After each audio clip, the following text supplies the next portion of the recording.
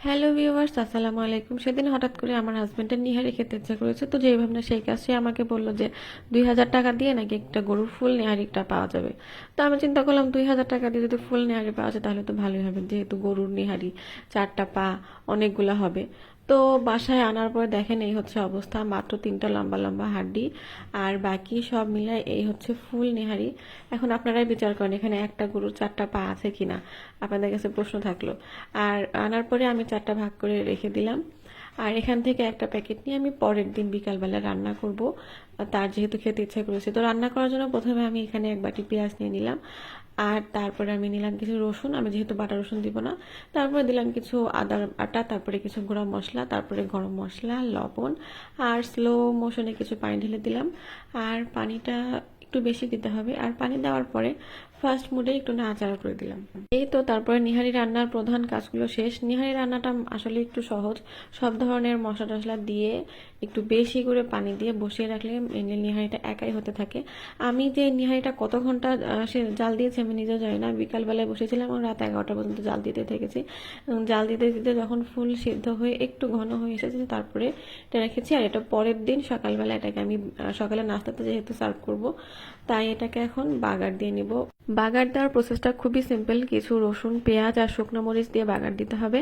আমি এখানে 2টা শুকনো মরিচ ইউজ করেছি, যেহেতু আমার বাচ্চা খাবে, তা না হলে আমার একটু বেশি শুকনো মরিচ দিতাম, একটু ঝাল হলে ভালো লাগতো। আর এরপরে একটু জিরা, আস্ত জিরা এর মধ্যে নামানোর আগে দিয়ে দিতে হবে, দিয়ে এগুলোকে নিহারির মধ্যে ঢেলে দিতে হবে। কিন্তু দুঃখের বিষয় হচ্ছে পেঁয়াজ রসুনের এই অংশটা আমি নিহারির মধ্যে ঢালার সময় যে একটা ক্লিপ নিয়েছিলাম, সেই ক্লিপটা যে কোথায় হারিয়ে গেল আমি বুঝতে পারলাম না। যাই হোক, আপনারা এটা বুঝে নিন যে এ পর্যায়ে আমি পেঁয়াজ রসুনগুলো নিহারির মধ্যে ঢেলে দিয়েছি। তো ঢেলে দেওয়ার পরে এখন এর মধ্যে একটু জিরা, ভাজা জিরার গুঁড়া আর একটু গরম মশলার গুঁড়া দিব। এরপরে আমার নিহারিটা রেডি হয়ে যাবে। এখন এটাকে একটা সাইডে রেখে দিব। আর আমার নিহারি রান্নাটা কেমন হয়েছে অবশ্যই কমেন্টে জানাবেন।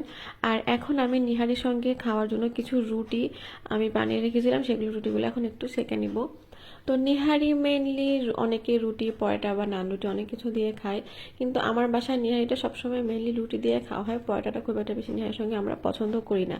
আর আমি কিন্তু অনেক সুন্দর রুটি বানাতে পারি। যতক্ষণ পর্যন্ত না আমার রুটি বালিশের মতো ফুলছে ততক্ষণ পর্যন্ত আমি এটাকে প্রেস করতেই থাকি। মাঝে মাঝে নিজের প্রশংসা নিজেকেই করতে হয় যখন আশেপাশে প্রশংসা করার মতো কেউ না থাকে। এটাই হচ্ছে ব্যাপার। আর এটাকে বেশ কিছুক্ষণ রেখে দেওয়ার পরে এটার উপরে এমনিতেই তেল ভাসবে। আর আমি যদিও নিহারিতে একটু কম তেল ইউজ করছি, যেহেতু এটা একটু হেভি খাবার। আর আমার নিহারি কালারটা মাসাল্লাহ ভালো এসেছে। তো অনেক সময় ইউটিউবে যে সমস্ত রেসিপি দেখি সেখানে না রেডিশ একটা কালার আসে, কিন্তু আমার নিহারিটা এটা যে এই যে কালারটা এসেছে এটা হচ্ছে নিহারির রিয়েল কালার। আপনারা দেখে বুঝতে পারছেন। আর আমি এখন এটাকে ধনেপাতা দিয়ে সার্ভ করব। আপনারা কেউ চাইলে এর মধ্যে আদা কুচি, পেঁয়াজ বেরেস্তা আর লেবুর রস দিয়ে সার্ভ করতে পারেন, কিন্তু আমার সেগুলো ভালো লাগে না, আমি নর্মালি খাই, সেজন্য এভাবে খাবো। তো আর এই ছিল আমার আজকের ভিডিওটা ভালো লাগলে অবশ্যই লাইক কমেন্ট শেয়ার করে দেবেন। আর আপনার সঙ্গে দেখাবেন নেক্সট কোনো ভিডিওতে। সে পর্যন্ত সবাই ভালো থাকবেন। আল্লাহ হাফেজ।